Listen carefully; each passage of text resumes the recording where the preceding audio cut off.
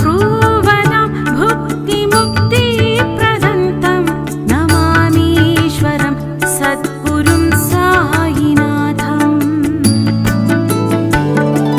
अनेकाश्रुतात्तर्क्यलीलाविलासै समाविष्कृकेलान आल्वक्रवम् अहं भावहीनं प्रसन्नात्मभावं नमामीश्वरं सद्गुरुं सायिनाथम्।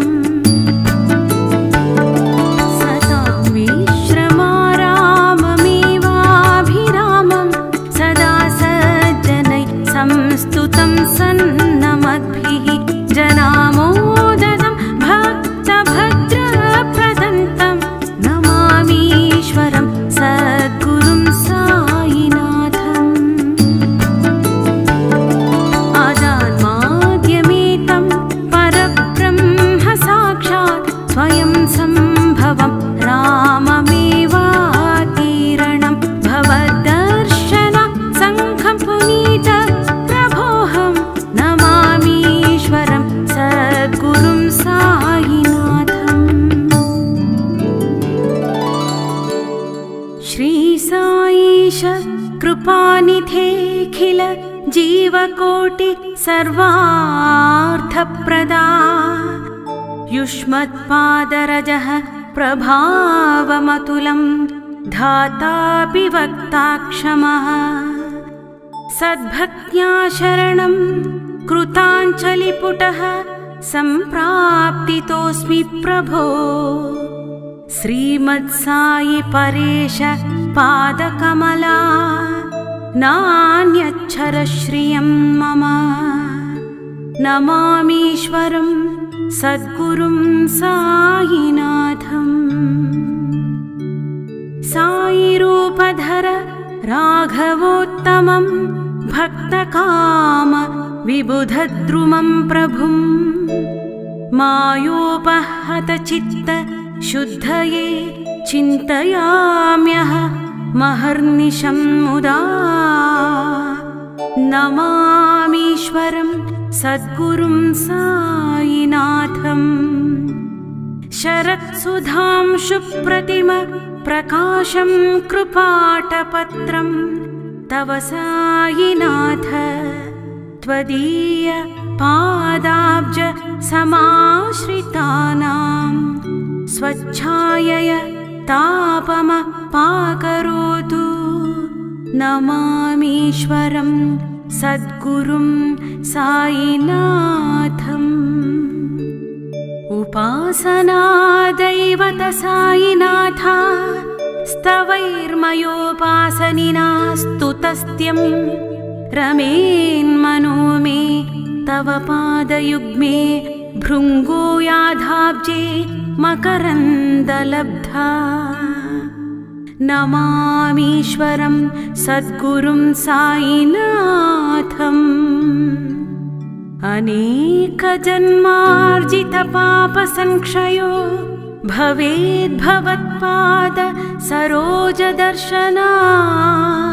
क्षमस्व सर्वानपराध पुञ्जकान् प्रसीद साईश गुरोदयानिधे नमामीश्वरं सद्गुरुं सायिनाथम्। श्री सायिनाथ चरणामृतपूर्णचित्त स्तत्पाद सेवनरा सततं च भक्त्या संसारजन्य दुरितौह विनिर्गतास्ते कैवल्यधाम परमं समवाप्नुवन्ति नमामीश्वरं सद्गुरुं सायिनाथम्। स्तोत्रमे पठेद्भक्त्यायोसर स्तन्मना सदा सद्गुरो सायिनाथस्य कृपापात्रं भवेद्भवम्।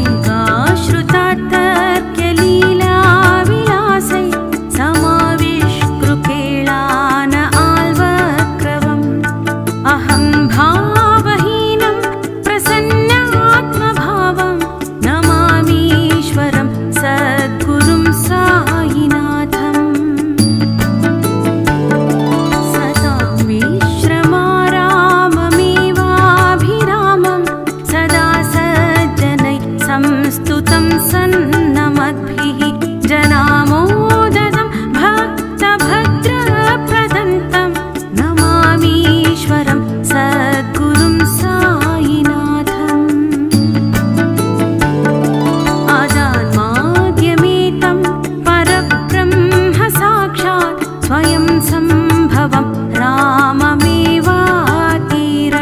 भवद्दर्शन सङ्घं पुनीत प्रभोऽहं नमामीश्वरं सद्गुरुं साईनाथम्। श्री साईश कृपानिधेऽखिल जीवकोटि सर्वार्थप्रदा युष्मत्पादरजः प्रभावमतुलं धातापि वक्ताक्षमः सद्भक्त्या शरणं कृताञ्जलिपुटः सम्प्राप्तितोऽस्मि प्रभो। श्रीमत्साई परेश पादकमला नान्यच्छरश्रियं मम नमामीश्वरं सद्गुरुं साईनाथम्। साईरूपधर राघवोत्तमं भक्तकाम विबुधद्रुमं प्रभुं मायोपहतचित्त शुद्धये चिन्तयाम्यह महर्निशं मुदा नमामीश्वरं सद्गुरुं साईनाथम्। शरत्सुधांशुप्रतिम प्रकाशं कृपाटपत्रं तव साईनाथ त्वदीय पादाब्ज समाश्रितानां स्वच्छायय तापमपाकरोतु नमामीश्वरं सद्गुरुं साईनाथम्। उपासना दैवत साईनाथा स्तवैर्मयोपासनिना स्तुतस्त्यं रमेन्मनो मे तव पादयुग्मे भृङ्गो याधाब्जे मकरन्दलब्धा नमामीश्वरं सद्गुरुं साईनाथम्। अनेकजन्मार्जितपापसंक्षयो भवेद्भवत्पाद सरोजदर्शनात् क्षमस्व सर्वानपराध पुञ्जकान् प्रसीद साईश गुरो दयानिधे नमामीश्वरं सद्गुरुं साईनाथम्। श्री साईनाथ चरणामृतपूर्णचित्त स्तत्पाद सेवनरा सततं च भक्त्या संसारजन्य दुरितौह विनिर्गतास्ते कैवल्यधाम परमं समवाप्नुवन्ति नमामीश्वरं सद्गुरुं साईनाथम्। स्तोत्रमे पठेद्भक्त्या योऽसर स्तन्मना सदा सद्गुरो साईनाथस्य कृपापात्रं भवेद्भवम्।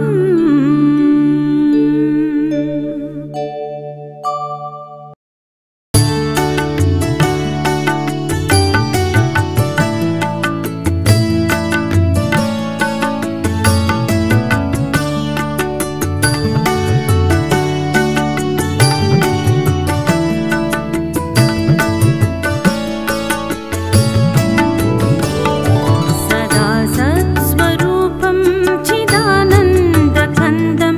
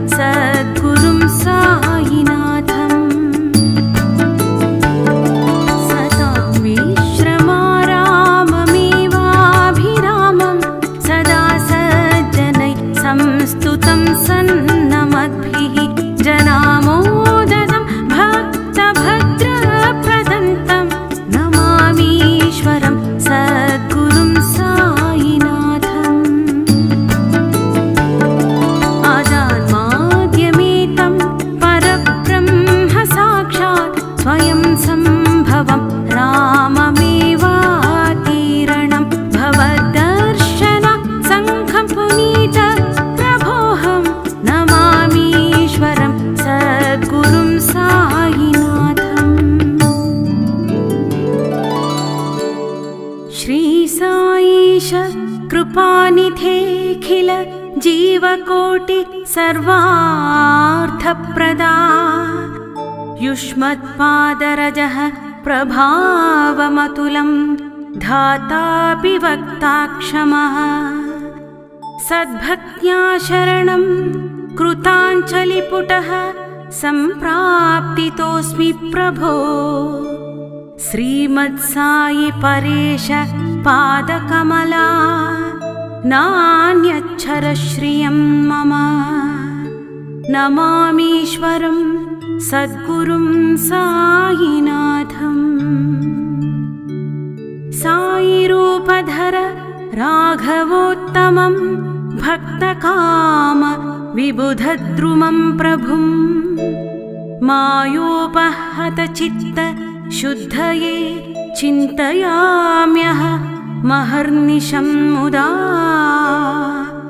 नमामीश्वरं सद्गुरुं सायिनाथम् शरत्सुधांशुप्रतिम प्रकाशं कृपाटपत्रं तव सायिनाथ त्वदीय पादाब्ज समाश्रितानां स्वच्छायय तापमपाकरोतु नमामीश्वरं सद्गुरुं सायिनाथम् उपासना दैवत सायिनाथ स्तवैर्मयोपासनिना स्तुतस्त्यं रमेन्मनो मे तव पादयुग्मे भृङ्गो याधाब्जे मकरन्दलब्धा नमामीश्वरं सद्गुरुं सायिनाथम् अनेकजन्मार्जितपापसंक्षयो भवेद्भवत्पाद सरोजदर्शनात्